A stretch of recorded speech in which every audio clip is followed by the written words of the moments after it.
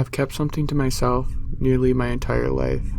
As a child, I had a very unique friend, my only friend at the time, to be honest. I was 8 years old and was having a tough time getting to sleep one night. I was tossing and turning in aggravation at my inability to relax. My bedroom was on the second story of the house, with my parents' bedroom directly below me. I knew I had to keep my irritated flailing to a minimum or my dad would wake up, followed by a slap on my behind. My father wasn't a mean person, just stern. Directly outside my window was a large tree. Every so often, one branch would grow long enough to reach my window and would scrape against it. This may seem a little strange, but I always found the sound oddly relaxing, so it never bothered me much. However, every so often I would open my window to trim it a bit before it does any damage to the window. While I was usually never bothered by the sound, tonight was the exception, as the scraping was becoming more and more irritating. My eyes shot open as I came to the realization that I had just trimmed that branch a couple days ago. There was no way it could have grown the length it needed to reach my window. I slowly looked over to my window, following the trail of moonlight that streamed through it. What I saw was not the tree. Someone was watching me from the outside of my window. I sat straight up in shock at the sudden sight. What appeared in front of me was a human form, but not human. Its dark gray skin was shriveled and dry. Its skinny limbs were reminiscent of a victim of starvation. One of its bony hands was pressing against the window pane, sliding down slowly.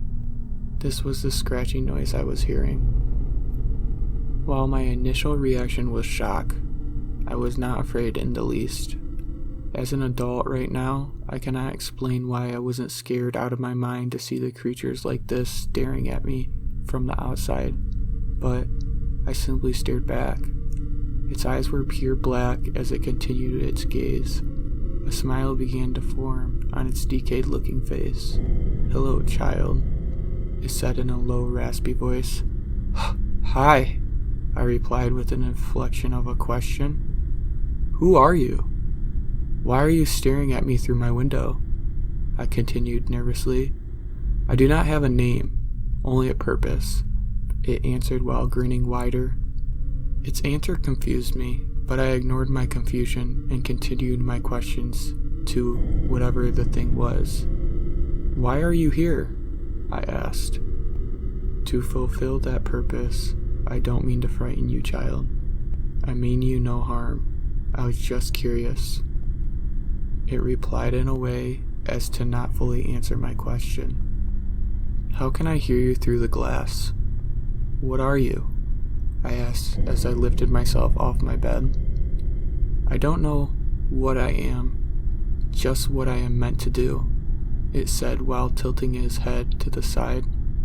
"You're the first of your kind to see me. This intrigues me," it continued. I walked toward my window, noticing the ragged clothing hanging from parts of its thin body. "Are you floating?" I quickly asked as I looked down to the ground from my window.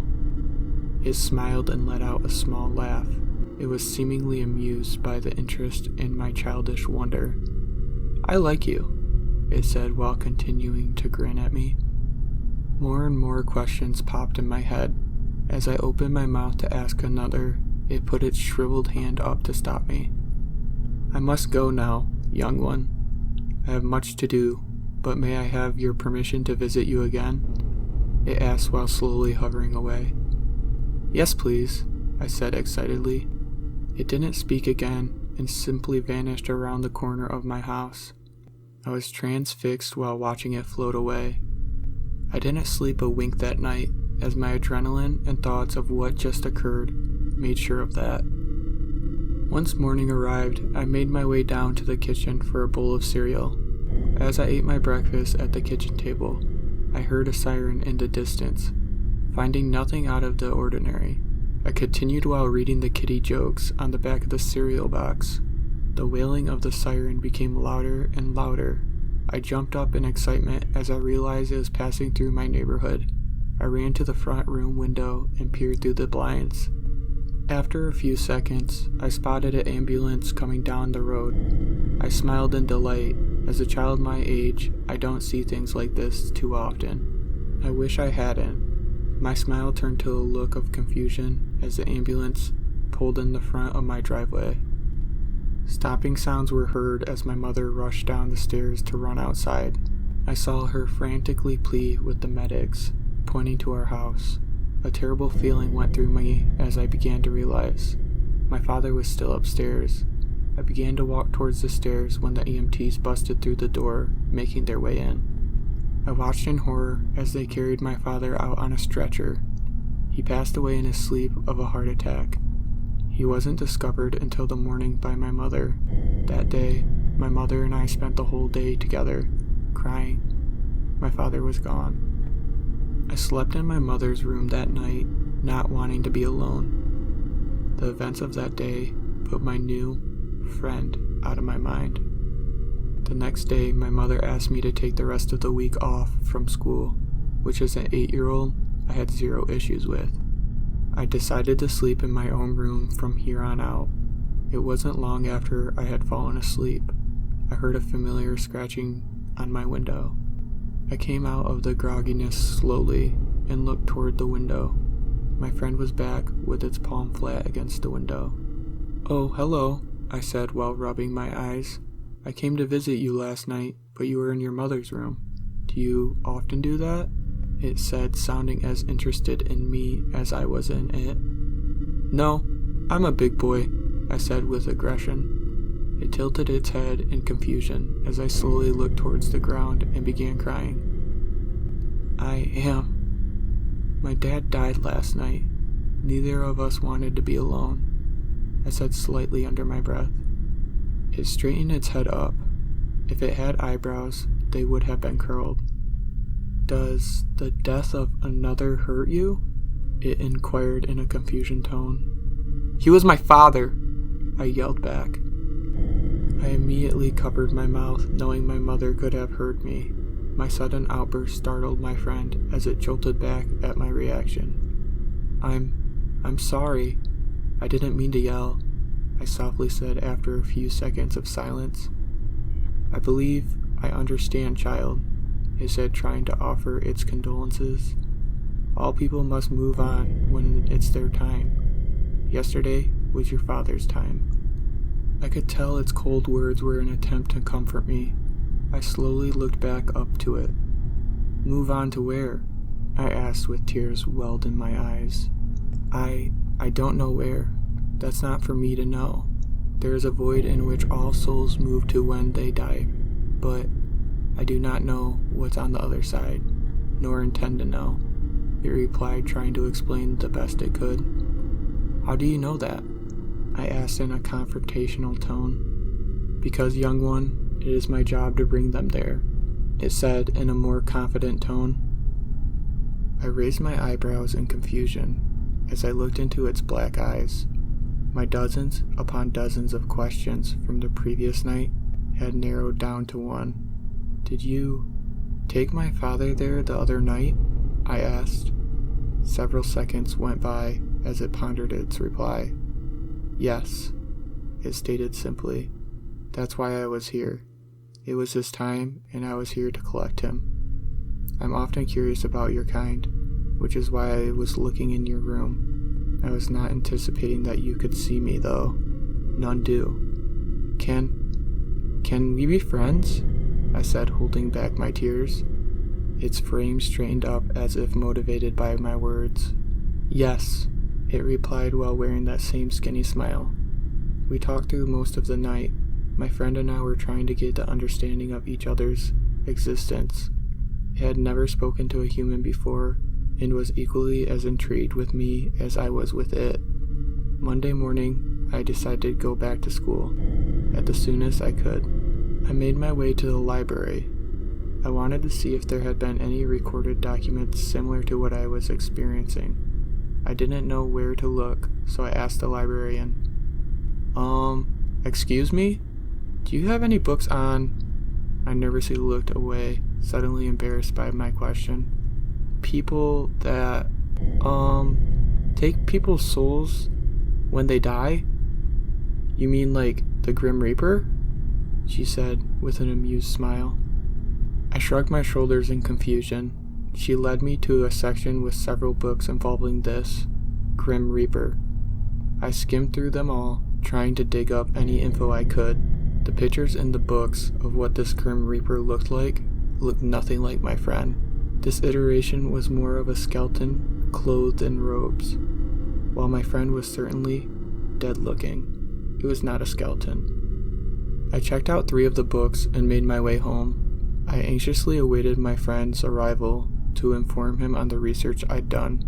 I could almost set my watch by it as it arrived at the exact same time the previous night. I hastily ran to my window to show it what I found. "Are you the Grim Reaper?" I asked excitedly.